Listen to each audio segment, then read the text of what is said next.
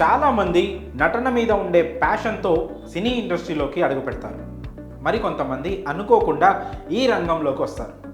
ఇలా సినీ పరిశ్రమలో అవకాశాలను అందుకుంటూ తనకంటూ ప్రత్యేకమైన గుర్తింపును తెచ్చుకుంటారు. అయితే ఈ క్రమంలోనే కొంతమంది కెరియర్ మంచి ఫామ్లో ఉన్నప్పుడు పెళ్ళిళ్ళు చేసుకొని నటనకు దూరం అవుతారు.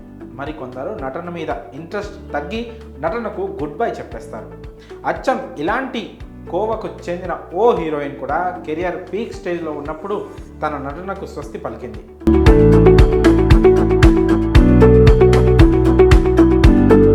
ఆమె ఒక స్టార్ హీరోయిన్. దాదాపు స్టార్ హీరోల అందరితో నటించి మెప్పించింది. అలాగే ఫెమినా మిస్ ఇండియా పోటీల్లో పాల్గొని కొద్దిలో టైటిల్ చేజార్చుకుంది. కానీ ఇప్పుడు గుర్తుపట్టలేని స్థితిలోకి మారిపోయింది. ఇంతకీ ఆమె ఎవరో గుర్తుపట్టారా? మోడల్గా కెరియర్ మొదలుపెట్టిన ఈమె సినీ పరిశ్రమలో తనకంటూ ఓ ప్రత్యేక గుర్తింపు తెచ్చుకుంది. తన అందం, అభినయంతో ప్రేక్షకుల మనసును దోచేసింది. అలాగే ఇండస్ట్రీలో కూడా స్టార్ హీరోల సరసన వరుస అవకాశాలను అందుకుంటూ మంచి పాపులారిటీని సంపాదించుకుంది. అయితే తాజాగా ఆమెకు సంబంధించిన ఫోటోలు సోషల్ మీడియాలో వైరల్ అవుతున్నాయి. దీనిని చూసిన నెటిజన్స్ గుర్తుపట్టడానికి కాస్త సమయమే పట్టింది. ఎంతో ఫామ్లో ఉన్న హీరోయిన్ ఇప్పుడు ఉన్నట్టుండి బౌద్ధ సన్యాసిగా మారింది. అలాగే ఆమె ఇన్స్టా ఖాతాలోని అన్ని ఆధ్యాత్మిక అంశాలకు సంబంధించిన విషయాలనే పంచుకుంటోంది. ఇంతకీ ఆ హీరోయిన్ ఎవరో గుర్తుపట్టారా? తానే బర్ఖా మదన్.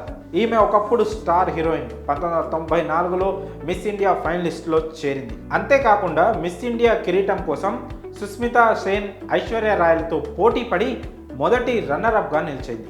ఆ తర్వాత మిస్ టూరిజం వరల్డ్ వైడ్ రన్నర్గా నిలిచింది.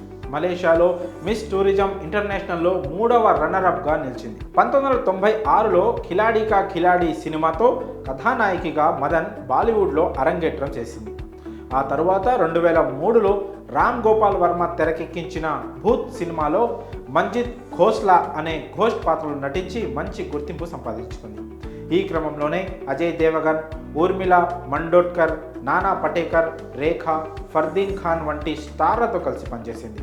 కాగా బర్ఖా మదన్ ఓవైపు సినిమాలు చేస్తూనే మరోవైపు సీరియల్స్లో కూడా నటించింది.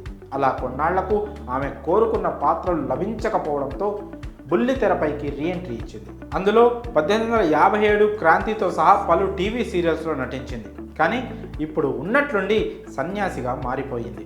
బౌద్ధాన్ని స్వీకరించిన తర్వాత గ్యాల్టెన్ సామ్టెన్గా తన పేరును మార్చుకుంది. ప్రస్తుతం ఆమె పర్వతాలు, ఆశ్రమాలలో తిరుగుతూ కనిపిస్తోంది. కాగా ఈమె 2012లో బౌద్ధ మతాన్ని స్వీకరించాలని అనుకోగా ఇప్పటికీ జరిగింది. మరి బౌద్ధ మతాన్ని స్వీకరించిన బర్ఖా మదన్పై మీ అభిప్రాయాలను కామెంట్స్ రూపంలో తెలియజేయండి.